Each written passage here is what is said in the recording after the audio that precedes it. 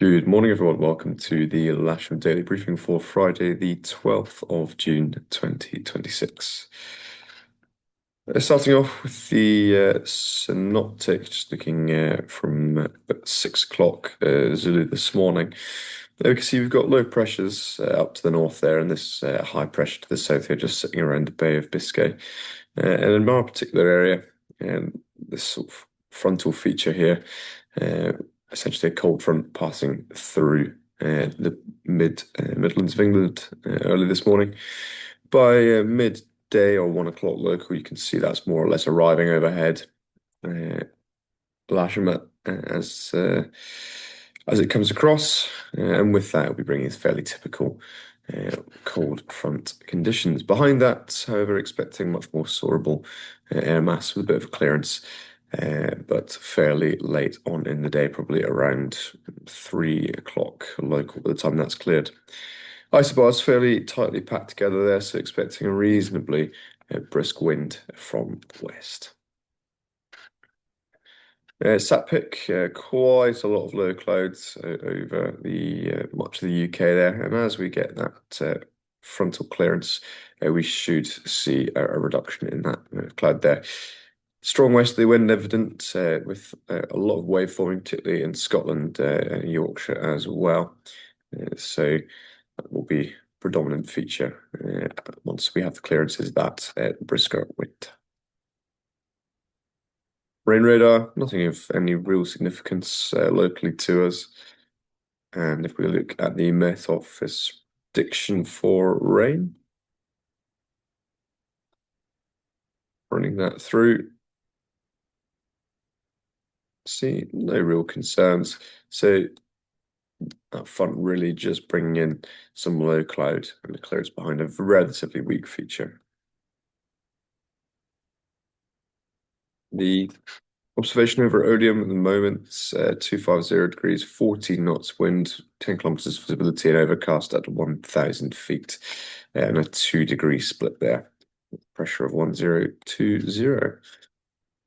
Farnborough at their TAF today, showing 260 degrees, 12 knots with 10 kilometers viz, broken cloud at 1,300 feet, becoming between 8 and 11 broken at 1,600 feet.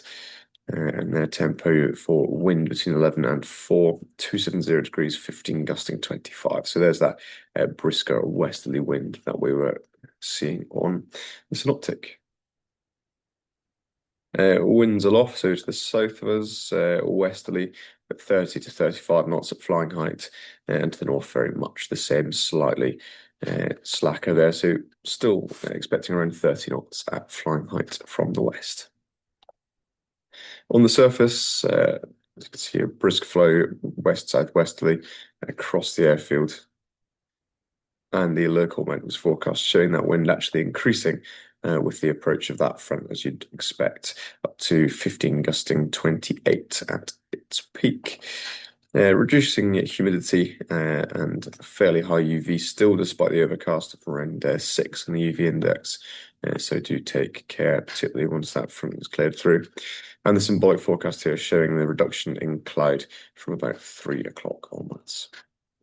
GFS giving best temperature of around about 18 degrees in our area, with a dew point of 15, so still only a 3-degree split around about 1 o'clock. And presently we're at 14.4 with a dew point of 12.5, so just under 2 degrees there. View on the south side, looking to the west, you see a fairly solid base there, slightly lighter to the southwest and a brisk flow shown on the windsock. It's a possibility of a cloud base coming up slightly. And the cross section here on Skysight showing actually a little bit of rain mid to late morning, although that's not reflected in any of the other forecast models. A fairly thick cloud layer here, starting to move its way up around about lunchtime, becoming convective, and then from 3 o'clock onwards, soarable up to around 3,000 feet. Cloud distribution here on top mid here, starting at 8 o'clock local. You can see fairly low level cloud over the south of England. Just run that through. It does start to break up into some thick auto queue, and then mid to late morning, and now into early afternoon.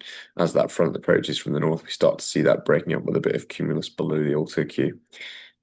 And then by 3 or 4 o'clock, we start to see a reduction in the auto Q from the north, and leaving behind soarable sky with cumulus, and that's at 5 o'clock local this evening. Moving into 6 and 7 o'clock, completely blowing out, it should remain slightly soarable. So there is a potential window, but the wind may scupper any cross-country ambitions. NOTAMs, nothing of great significance. We have the Fairford TMZ and the Lasham Comps NOTAMs, but nothing else given the forecast. So we'll move on now to the local element of the brief. Very quiet on the club side today. Case on the casual list, presently no students or instructors and no gliders for boot instruction. Plenty of single seater availability, of course, and the simulator critically is available as normal. One movement anticipated at the moment, an A319 departure at 8:30 local. That's on time as far as we know at the moment. So in terms of the Selping Grand Prix temporary restricted area today, there is a possibility of a task in that window this afternoon, as we said, but we'll have to wait until probably around lunchtime before we really know what the weather's going to do. So we do anticipate that the RAT will be active, but as always, any non-Lasham based aircraft should liaise with Farnborough radar for information and crossing.